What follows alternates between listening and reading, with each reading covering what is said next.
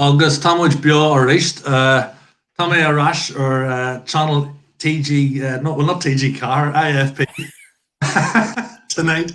And we have Herman, our party leader, as we're delighted that he's joined us from his busy schedule. Joining myself and Fergus.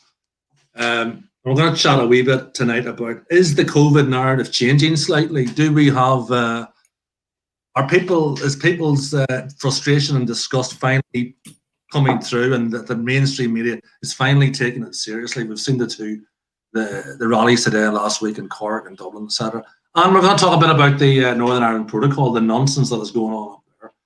Okay, right. Herman and Fergus, you're very welcome. Thank you very much for a Margaret. No problem. Fiber big, glad to see us. Look, we know the thing about the COVID narrative. We've got 99.5% survival rate if you're between 50 and 80, isn't it? Or 99% if you're over 80. So that's fact. So why do they have us on lockdown? And can they call us far right if people go out to rallies? Or is that just complete? Yeah, this whole thing about people wanting to pay their mortgage and not wanting their parents to die in a care home on their own. Yeah, they're all far right. Far right, yeah. As I prepare myself, I don't describe myself as far right. I just say very modestly that I'm right so far. And like the whole thing of the official figures from the WTO about the COVID infection fatality rate, it came out there a few months ago, was it at 0.23%. General, for everybody who gets COVID, it's 0.23%. It's a bit higher, obviously, for people 70 and over, but for those who are beneath 70 years of age, or certainly 65 years of age, like the chance of actually catching it and dying from COVID is actually very, very small. But I don't know the reason why, but it's certainly true that many Western governments have used it as justification for this draconian lockdown, which is destroying the economy, which is driving many people into mental depression. We read last week that there's been 1 million cancelled hospital medical appointments since the lockdown, 1 million in Ireland. And but there's good things happening, and that people, I think, are finally waking up to this hysterical overreaction to the existence of COVID-19 in Ireland. Last week there was a poll published in the Irish Times that the majority now want to end the lockdown, and I think that has kicked off panic among the government, because they live in this little media political bubble where it's politicians reflecting what they hear from the media and vice versa, and their little bubble was pricked, can I say that, Fergus, by the poll, which showed that now the majority of people are against the lockdown and have really had enough, want to get their life back. They say to their family, to their friends and their neighbours, enough's enough. I want to get back to work. I want to see my family. I want to travel. I want to go and see places. And if I want to go to church, I won't have a guard at the door of the church tell me, take a walk, pal.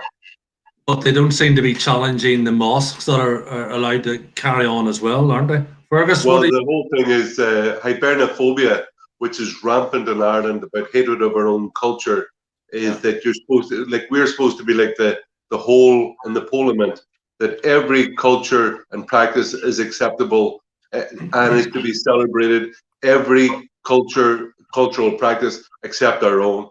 And obviously the identity of the Irish identity and that of Catholics, and it's a country with a very deep and long history of the Christian faith, and of course the government knows it. And like, come on, I think it's one of only 2 governments in the whole of Europe where public worship of God is forbidden at the moment. Now, I could be wrong, but I understand there's only 2 in the whole of Europe, and that's quite outlandish. That Ireland you're actually forbidden. It's like the penal, like I think Matty McGrath said in the Dáil during the week that it's a bit like the penal laws where Catholics are forbidden to go to mass by, or people come around in kind of red coats. Well, now they have a kind of yellow visor on, yellow vest visor type on top of the uniform. But it's quite incredible that Ireland, they've really gone hysterical in their reaction to COVID. It has had the longest lockdown of any country in Europe. I think it's over 160 days. It's the strongest lockdown in Europe, and yet the results haven't been great. Like in January, Ireland had the highest fatality rate from COVID in the world. So don't tell me that this mandate for wearing a mask, you must lock yourself in your room and isolate and not see your members of your family, don't go to work, that has been a success for Ireland. It's been an absolute disaster. Yeah. Fergus, what do you think? Well, it's funny you say that you can't pray or you can't go to church in Ireland, but it depends on what God you pray to, because there was a video that did the rounds, I'm going to say it was about 10 days ago, in which somebody was outside some premises somewhere, and it seemed that a lot of our Muslim friends were able to go in and pray as they wanted to do, and good luck to them. But it's odd the way that Christians can't do that. And it's amazing. It's even more troubling, the fact that that story seemed to die a death. It wasn't really repeated or covered adequately in our media. And a cynic might wonder why. Well, no surprise there at all. And certainly there seems to be a double standard at play. That's it, Absolutely, And certainly, I mean, I don't know if any of you guys saw, but there were buses that Garda boarded buses heading for Cork today, and there was a presence around train stations.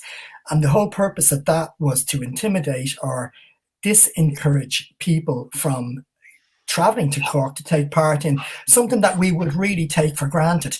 And there have been protests that have taken part in Dublin, for example, out in Blanchardstown, which seem to have not had adequate coverage in our media either. And yet there was a protest that took place last week, which we've heard about non-stop, because that one suited a certain agenda to cover, whereas the other one, let's forget about that because we don't want to put attention on a certain aspect or element of our society.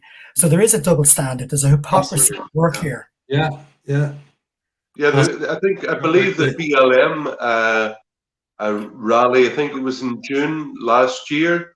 Oh, that was 5,000 people going through the centre of Dublin. Not a problem at all. Actually encouraged and lauded. For after encouraged it. Absolutely. Like these same ministers, Leo Varadkar and Micheál Martin, were both also praising these kind of rallies for democracy in Belarus during the summer. And the same guys are condemning people who are worried and want to rally about the lockdown. I don't know. I mean, and the other thing, somebody's got COVID. But I had to say. Did you see the thing about the woman that was allegedly a gang rape of a woman in Grand Canaria, an Irish woman? Not a RTE media. No. No. There's certain things. As I said it once about Channel 4 News, it's not news, it's about views. It's about forming your views. And a lot of the press, now, especially this week, because you had some stupid idiot thug with a firework at that rally in Dublin last week. You had one guy, he was with a group of 4 other people. Like some of them were kids. One of them looked about 13. There were kids out for a bit of mischief and a bit of fun. It got nothing to do with politics, I'm sure. Yeah. But on foot of some idiot with a firework doing something he shouldn't be doing, it was very dangerous. But instead of why were they all kettled into Grafton Street? The guards knew they were coming. They wanted to go to St. Stephen's Green. St. Stephen's Green was shut down. All these people people were kettled into Grafton Street. This guy let off a firework. Instead of the guards just giving this boy chase, the guy, Rocket Man, with a firework, they basically charged down Grafton Street, beating everybody who was there in front of them over the head with batons. And that is not on. Like, that's just not on. The vast, vast majority of people were there for a peaceful protest over something they feel very impassioned about. And it was completely wrong for the guards to kettle people into a small position and then basically attack them without provocation, because the vast majority of people were there to protest peacefully. Yeah. Absolutely, yeah. I have to say, guys, just it looks like our comments are disabled for some reason. So if anybody's wanting to make comments, they can't show. I tried to put up a couple there, so there's a glitch in the machine. So apologies about that. Get that sorted for the next. Was it someone like that, Cahill? Never. Fergus, go on ahead. You're saying? Yeah, I mean, I think we're in a dangerous sort of space with regards to the right to protest in this country.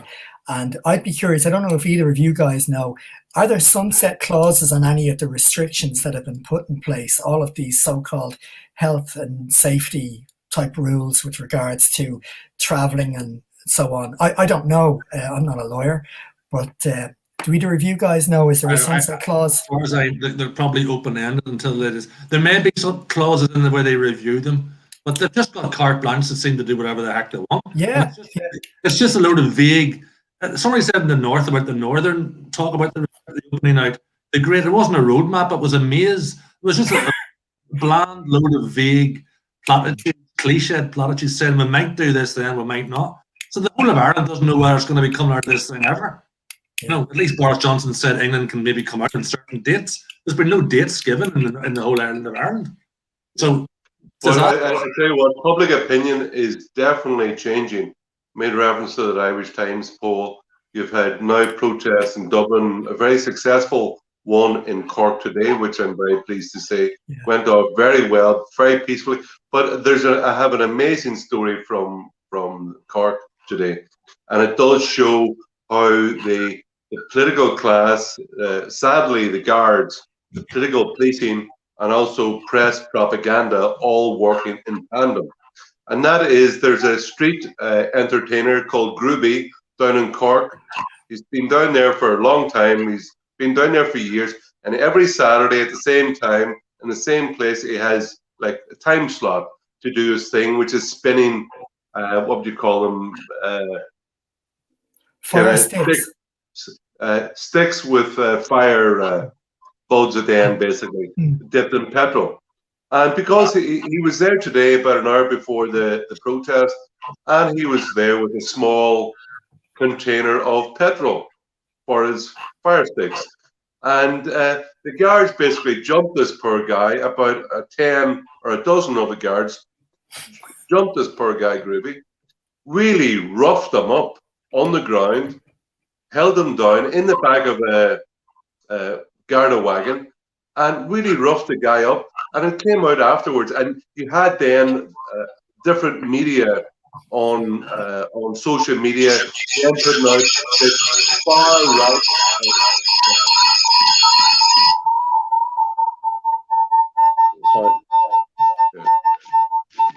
You have to turn off the mic.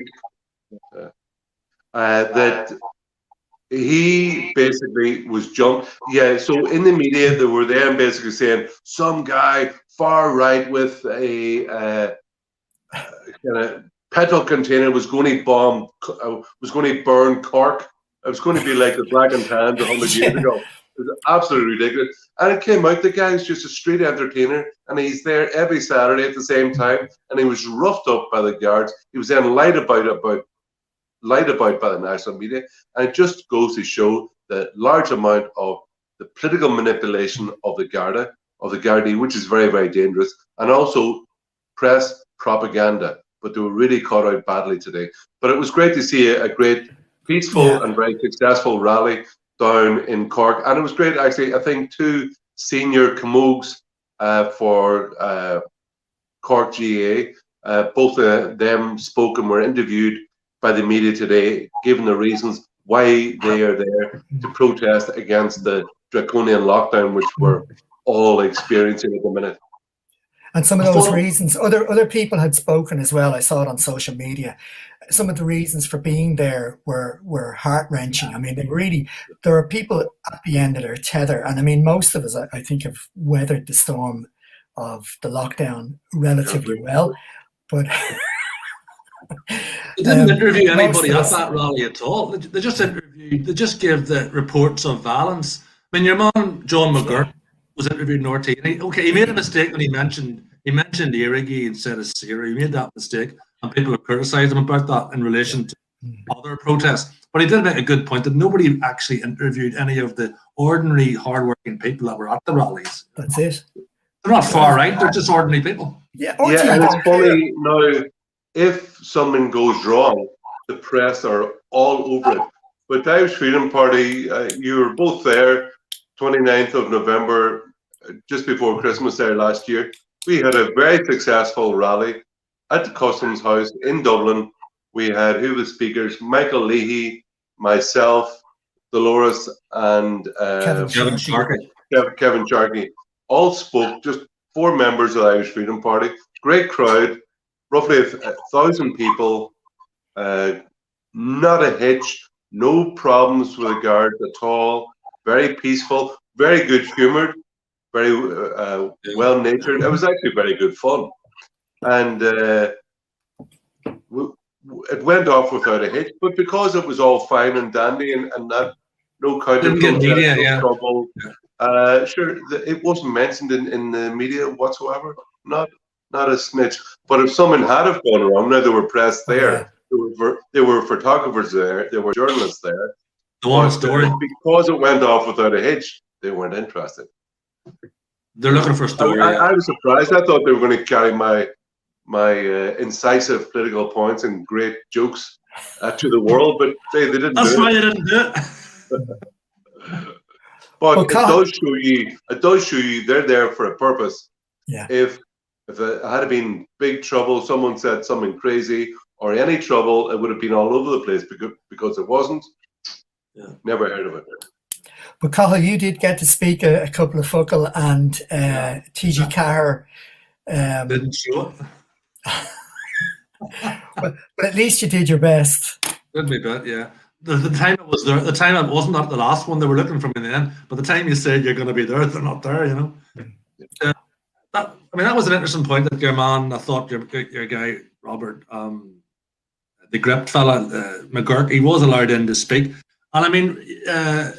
did very well. What do you call the Fine Gael guy that he was... Neil Richmond. Neil Richmond, yeah. I mean, he was just, he had nothing to say. Poppy power, as I call it. Yeah. He just gets angry and doesn't say anything, you know. He just says, look, we're in the lockdown, we can't do this. But if they had us sort of not closed down, if they had to stop travel coming in from day one, you wouldn't be in this position at all. Something that Simon Harris says he wouldn't do because the EU's inward travel, free travel takes primacy. We said from the word go, you got to look at that. And now they're still wondering about maybe doing that. You know, they're clueless. Yeah, like it's incredible that a year after, like we knew it was the COVID-19 was in northern Italy. All they had to do was close down the flights from northern Italy, even to stop a rugby match in Dublin and stop all the flights of the fans coming into Dublin. No, but because we're in the EU, they couldn't close the borders. No, that would be unthinkable. Free travel in the European Union, free movement, that they could have stopped the flight, given them more time to get prepared, but no, they didn't do, because they're raging Europhiles, and EU law is more important to people, the politicians in Dublin, than the welfare of the Irish people. Exactly. And that's a very dangerous thing. But I tell you what, John McGurk there on prime time, he did very well because he kept to the facts. A few of the most outrageous facts which he brought to people's attention was, I think, up to ages of 25, that half of the young people from 18 to 25 are currently unemployed.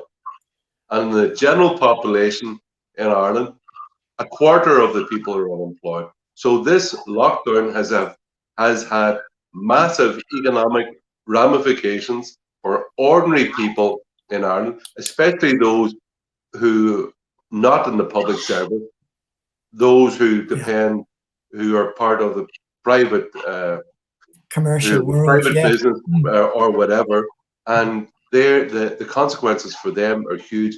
These people cannot make a living, basically.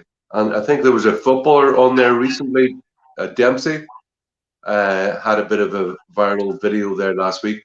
Former professional footballer, I believe he owns a gym up in Sligo, and like the guy was he was almost crying, actually, in despair, because he's got a business. It's the only way he can pay his mortgage, support his family, and yet that has been withdrawn from him on the insistence of the Irish government.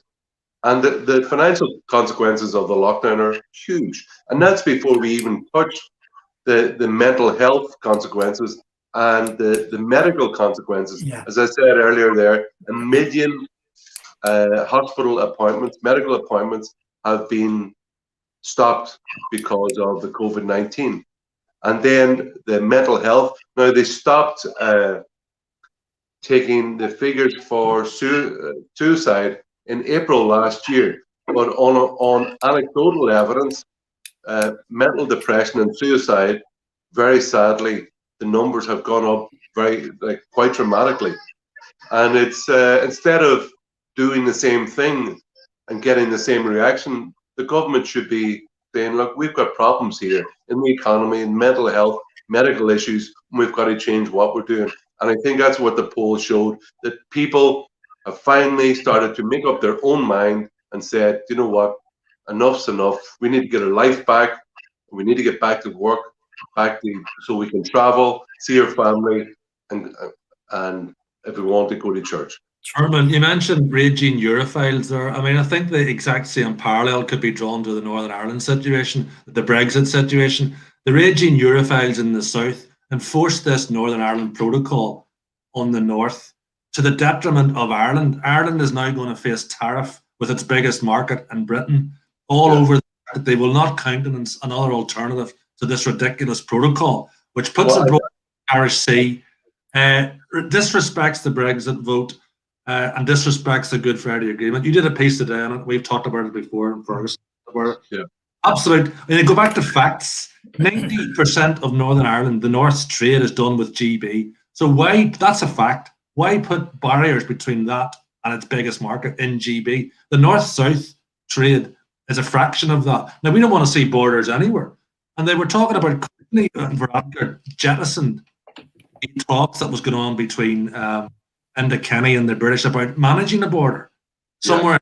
It doesn't have to be done at the border. A frictionless border, like what we have at the minute. There is a border between North and South, but it's a perfectly acceptable border. It's a border on currency, it's a border on mobile phones, it's a border on that. But it's not, there's nobody manning it. It works perfectly well. But oh no, Courtney and Varadkar, they don't want that. They want to force in a ridiculous thing which just keeps Northern Ireland in the EU, effectively. So I just make one point. What you said there is that no, this agreement means there's no tariff barriers between the EU and GB, but there are because of this Northern Ireland protocol, quite unbelievably, there are kind of technical and custom procedures that have to be carried out if they want to export from GB to the north of Ireland. And it's, of course, there's a basic axiom in politics which everybody should know and learn. And one of those is that never trust a Tory. Never trust the Tories. And of course, the Ulster Unionists did that. And Boris Johnson went live through his teeth. But the consequences for itself, the reason I'm very interested, obviously, we're both from the north. By the grace of God, I'm from Derry. And you're from Armagh, Cathal, is that right? Yeah, from a sins, yeah. The ecclesiastical capital. The ecclesiastical capital of Ireland. Well, I always say that we're the cultural capital because we've got the chief playwrights, and we've got Seamus Heaney and what do you call him, Brian Friel and guys like John Hume, stuff like that. Two But anyway, cathedrals, we've got the archbishops. I didn't come here to boast. But Fergus, you're from Dublin. yeah. Shh. I'm outnumbered on this. We'll get him later. We'll Go get him easy later. on me, No, yeah. no, but back to the thing. They just want countenance an alternative my to this. interest in the Northern Ireland Protocol is that as an Irish nationalist, I want a sovereign, independent, and reunited Ireland. Now, as I said in that video today, Ireland can only be independent and sovereign if, like the South, if it's outside Brussels control. If it leaves the EU and makes its own laws, Ireland can only be reunited if Ireland, North and South, are either inside the EU at the same time or outside the EU at the same time. That's just a fact. So in order for Ireland to be reunited and independent, which is what all Irish nationalists and Republicans always struggled for, the North must leave the EU and the South must leave the EU. And being an independent country means no to London rule in the North and EU rule in the North and no to EU rule in the South. So as I said, I want independent, reunited Ireland, and that can only happen when the North leaves the European Union. And at the minute, because of this Northern Ireland Protocol, for all intensive purposes, the north of Ireland, the 6 counties, is still in the EU. It's in the single market for goods, and it's in the customs union. So I'm all for scrapping or ditching this Northern Ireland Protocol, and I support everybody up in the north who wants to leave the EU and take back the democratic rights. Well, one of the points that's often lost in this is that the vote in 2016, the so-called Brexit referendum, it was a vote of the UK and Northern Ireland, and they collectively voted to leave the EU. Yeah, exactly. They've ended up in a situation where only a bit of them has actually managed to leave the EU, and another bit is left subject to Brussels and Strasbourg rule, or the rule of the European Court of Justice. So it hasn't delivered on the referendum result. And effectively that border between the 6 counties and the UK is in effect a border that is imposed in violation of the Good Friday Agreement, or as some call it, the Belfast Agreement. Clearly is, yeah. Clearly, you couldn't argue otherwise. And yet our politicians, Coveney in particular, will happily go out and spin a yarn to the 90% Europhile Irish electorate, apparently, so we're told, that this is the nasty Brits and the benign, benevolent EU. It's delusional stuff, and yet Irish people sadly fall for this hook, line, and sinker year after year after year. And I think we've reached a point now, particularly with the Article 16 issue in January, where Irish people are starting to realise now. It takes an awful lot to get through an Irish person's thick head, because we've had this 10 years ago where we got shafted, and now we very nearly got an absolute shafting again earlier this year with human life on the line, whatever about money the last time. So I really do think it's about time Irish people woke up and smelled the bullshit. I don't what you guys think about that. Am I barking up? No, that's right. That is right. I think you're speaking to a very sympathetic audience, Fergus. But I knew that before I started. The thing is, Boris Johnson you're right in the point you make. 10 years ago, they bullshit. 64 billion bank debt on it. And then for the banks who then took the pension fund, what was it, 21 billion? We took a huge amount of money, imposed it on the Irish taxpayer, private bank debt from mainly from Germany and from France. They imposed, the European Commission, the Troika, the IMF, they imposed that private bank debt on the Irish taxpayer as a public debt. And very, of the, very unjust. of the Troika, what people must realise is one bit of that was not the EU related. Two parts of it were. And the two parts that screwed us, or sorry, the bit that actually screwed us was the EU bit. The IMF always believed that we were being put in an almost untenable situation, and they worked to make life easier for us. This is documented fact. It's not hearsay. It's not some yarn or an anecdote. This is the truth. So the people who screwed us were the EU and the ECB. But if the EU really worked in our interests, they overrode 2 referenda where we voted against the treaties. Yeah. And if they really wanted to help give Ireland the best of both worlds, why don't they put the border elsewhere, as was suggested, like maybe the Celtic Sea, and so there'd be no border anywhere in Ireland? But the EU, the Coveneys and the Veronikas are so fanatical about it. They would rather screw the Irish people over instead. When you look at like up to the EU.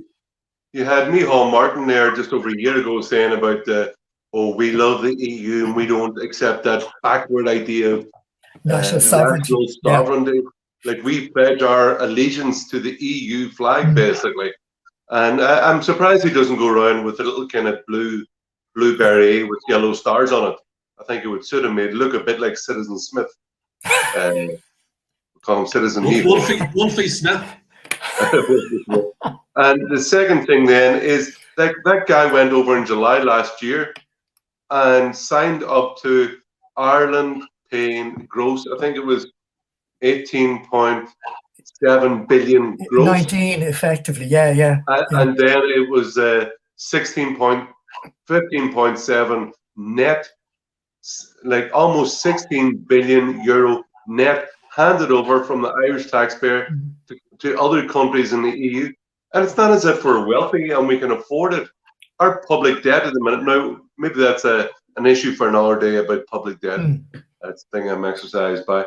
But the Irish political class and their kind of media minions in Dublin are happy to replicate the kind of talking points of the EU, that we should be cock-a-doop and ever so happy that these old boys in Brussels who we didn't elect make our laws, impose them upon us, work against our economic interests, and we're supposed to sit there and say thanks. It's nuts, really, when you think of it. But every argument that they make pro-EU doesn't stand up to any scrutiny. They say we can't have a border anywhere else apart from the border in the Irish Sea. But what about the American border that's there? When you fly into America, Fergus, you and I do that all the time. We used to. You go to immigration at Dublin Airport. So there's the Americans implementing a border in Ireland. So then why can't the Irish government talk about having a border at the Celtic Sea, for example, which would take Ireland into different custom zones, similar to Britain, would still be sovereign? I mean, the American border there for flights doesn't subjugate our sovereignty anyway. So I'm not prepared to have any flexible thinking around this at all. It's either this Northern Ireland Protocol or the backstop, as it was, or it's nothing, Well, I believe the whole purpose of making an issue, as Fergus, you talked about earlier, about Leo Varadkar's first act as Taoiseach was to prevent bilateral talks with Great Britain over how to deal with the border. But the EU's attitude is that they would weaponize the border in Ireland and use it as a weapon to beat advocates of Brexit over the head, threatening return to violence and disruption in Ireland, which would never... It was weaponized, yeah. Yeah, it would never be acceptable. And they wanted to use it as a weapon. And they did everything. They brought up every threat to basically make first Theresa May and then Boris Johnson hold on the Northern Ireland issue. Now, the Constitutional Committee, AFCO Committee in the European Parliament, in 2016 or 17, I believe, they commissioned a report called Smart Border 2.0, where they basically had international experts who said that with a trusted trader scheme, as the EU has now accepted and works with every day, and also the number plate recognition software on cameras as cars go past. That can easily be used and to alleviate any possible problems they would have with a border in Ireland. And there's no need for a hard border. And it's funny because in 2017, etc., you had chief experts from the EU, spokesman for the European Commission, head of the European Committee in the Bundestag in Germany, both saying that it will be a hard border, like in Ireland, it will be a hard border of the European Union. Like they were the ones who were looking for it. And I think the attempted imposition of Article 16, or what amounts to like a vaccine blockade with the north of Ireland there in January, really shows their intent. That the EU, they don't care about Ireland one iota. They just wanted to make sure that they hammer the Brits, that they do badly, and that Britain won't do well and be a kind of beacon of light to other countries across Europe. It's their border. They should manage it whatever way they need to, but let them put a border in Ireland, see how far they get. No, I mean, it's the Steinmann's looking after their interests, and the establishment in Ireland is just going along with hook, line and sinker to hammer the Brits. But Boris Johnson, he's clearly swallowed the bullshit, and he obviously hasn't read the Good Friday Agreement, because if he had done, he would see that in Article 2, I think it is, no change, as you said, shall be in Northern Ireland without the consent of the majority. And so there you go, a constitutional change without any consent. So it rips up the Good Friday Agreement completely. And we're being bullshitted by the SDLP and the other so-called nationalist parties in the north that this is in line with Good Friday. No, it's not. It's completely against Good Friday. Yeah, well, it's the Irish Freedom Party. We're the only nationalist Eurosceptic group because, say, like SDLP and Sinn Féin, they're both European Unionist parties. Or you're from Armagh, you may prefer the term Euro loyalist parties. That's what they are. They even detest the idea. I think they're embarrassed by that both parties at one stage both talked about sovereign independent Ireland. Now both of them have rejected that.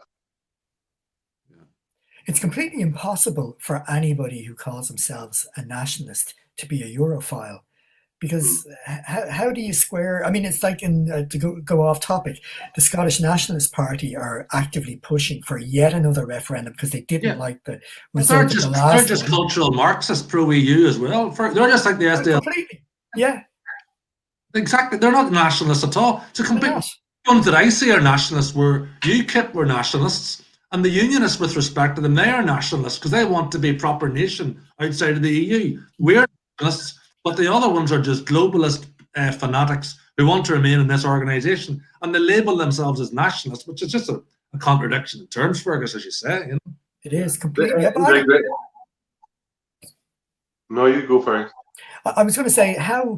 It beggars belief, the groupthink that goes on, and it's for another day, but there's an almost willful blindness amongst so many people to just call yourself a nationalist and yet do the exact opposite of what you say you are. And nobody calls these people out for it. And it's the same here. How can anybody call themselves an Irish nationalist and yet pledge allegiance to a blue rag? Yeah. The media will never challenge them on that point. They nearly ask the question, but they just don't do it. I mean, well, do you know what? We'll finish on a good point. I was clearing out my office. I was looking for someone in boxes in my office there during the week, and I was just going through stuff, and I found a paper. And I thought, well, I wonder what's in it. It was the Sunday Times from December 2018, and in it was a picture of our first party protest, which was against the UN Migration Pact. And it was 150 people turned up at it. And people were saying, oh my God, this is incredible. This has been the first time ever in 20 or 30 years that there've been any kind of protest, nationalist protest like this in the streets of Dublin. And now if you had 150 people turned up at one of our rallies, you'd be really, really disappointed that the numbers of people who are now exercised by these ideas that we've started to raise in the public consciousness, one about the EU, other say about the immigration, about carbon tax, about the lockdown, the ideas which we have started to espouse 2 years ago have been much more, basically, they're becoming mainstream, poco a poco, little by little, they're becoming mainstream. More people are hearing our arguments, hearing what we have to say, like what we have to say, and they're coming out. And compared to last year, or say in the general election, I think the next time a general election comes around, the Irish Freedom Party will do a hell of a lot better. Our name is much better known than it was this time last year. And I think because we've stood up for the principles that we've always had of supporting free speech, supporting an independent, a free people in a free country, and we're like for a smaller state, lower tax, more personal freedom and responsibility, and that anti-lockdown policy which we have is in line with our basic principles. And people see that, and people see now when the government is imposing this draconian lockdown, that they see the importance of civil liberties, of freedom of speech and things like that. So things have changed dramatically in the last 2 years, but our message is getting out there and more people are rallying to the flag, so to speak, because they see the impact of these big issues on their everyday life. Yeah. So that's good news. Yeah. Well, I think the next election will be very interesting. Definitely, I think we could do significantly better, than we did. But our names out there. There's a lot of hard work's being done all across. We need your face on that poster. We need your face and more posters, Cal. We'll sweep the board. Shinny, I've got them here.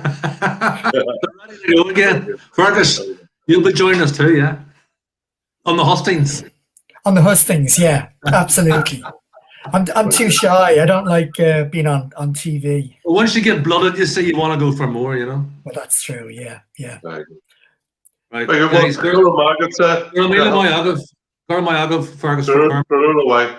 We'll try and get the comments sorted out for the next time. I'm sure there were loads that were wanting to comment, but we'll get that sorted for the next one around. All right, lads. Take care. Slán. Slán. Sláncha.